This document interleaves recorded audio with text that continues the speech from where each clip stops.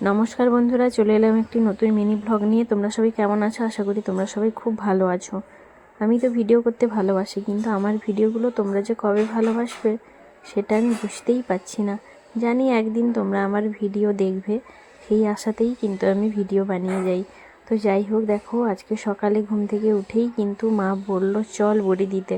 মা সব রেডি করে রেখেছিল। আমরা ছাদে গিয়ে মা, মেয়ে আর আমার মেয়ে বসে বসে দেখো ভিডিও বানাচ্ছে, কথা বললো, রিলস বানালো। তো তিনজন মিলে কিন্তু ওখানে প্রথমবার শীতকালে নকশা বড়ি দিলাম। তো দেখো বন্ধুরা, নকশা বড়ির ডিজাইনগুলো কেমন হয়েছে। অনেক দিন বড়ি দেওয়া হয়নি, তাই ডিজাইনগুলো মাথায় এসেছিলো না, যেইটুকু এসেছিলো। তো মোটামুটি এই দেখো এই 5টা থালাতে হয়েছে। তো ডিজাইনগুলো দিয়েছি, ভালো লাগলে কমেন্ট করে জানিও। তারপর মাকে একদিন রাতে বলেছিলাম বাবা অফিস গেলে ডিমের কারি আর রুটি বানিয়ে দেবে, আমাদের জন্য রাখবে, আমরাও খাবো। তো সেই মতো মা কিন্তু ডিমের কারি আর রুটি বানিয়ে রেখেছিল। তো ওইগুলো খেলাম, সঙ্গে কিন্তু মা দেখো পায়েসও বানিয়েছে।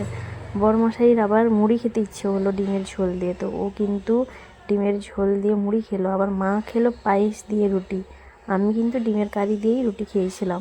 আর মেয়ে তো এই দেখো ডিমের কারি দিয়ে রুটি খাচ্ছে, আর বাবা থাকলে তো একা খাই না, ওর বাবা খাইয়ে দিল। তো খাওয়া দাওয়া শেষ করে একটু মোবাইল নিয়ে বসছিলাম, হঠাৎ করে দেখি যে মা কাপড় চোপড় কাছাকাছি করতে বসে গেছে। তাই ভাবলাম যে মা আর কত কাছাকাছি করবে। কয়েকদিন ঠান্ডা লাগার জন্য আমার অনেক পোশাক জমা হয়েছিল, ধোয়া আর হয়নি, ওইগুলোই কিন্তু মা কাছাকাছি করছিল। তো মা কিছু ধুয়ে দিতে আমি কিন্তু ছাদে দিয়ে এসেছিলাম। তারপরে দেখো বরমশাই বাজারে গেছিলো, এত সবজি নিয়ে এসছে, মেয়ে কী সুন্দর সাজিয়ে রেখেছে। তারপরে কিন্তু আমি আবার কিছু জিনিস ধোয়া কাচা করে ছাদে শুকাতে গিয়ে দেখি যে বড়িগুলোতে রোদ নেই। মা একবার করে যাচ্ছে রোদের কাছে বড়ি দিতে, আমি যখন যাচ্ছি আমিও এইভাবে কিন্তু বড়ি যেখানে রোদ লাগছে সেখানেই দিচ্ছি। আর পুরো ছাদ ভর্তি দেখো আজকে পোশাক ধোয়া হয়েছে, মা মেয়ে মিলে ধুয়েছি। তো যাই হোক, ওখানে দেখো পায়রাগুলো কি সুন্দর স্নান করে এসে রোদ পোহাচ্ছে আর পাখনাগুলো শুকাচ্ছিল, দেখে তো খুব ভালো লাগছিল। তো ছাদ থেকে এসে কিন্তু বাকি সবজিগুলো আমি কেটে দিয়েছিলাম, বরমশাই একটু শাক কেটে দিয়েছিল।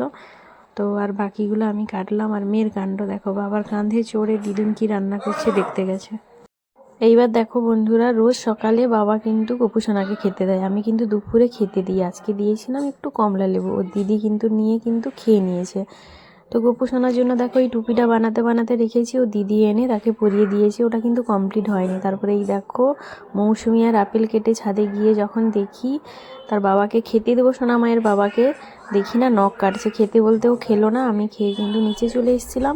এসে দেখি যে মা কিন্তু রান্না করছে, আমাদের সকালে ডিমের ঝোল আছে, আর শিম ভাজা, পিরিং শাকের চচ্চড়ি, আর একটা সমুদ্রের মাছ এনেছিল, ওইটার কিন্তু টক হচ্ছে। তো আমরা দুপুরের খাবার খাবো।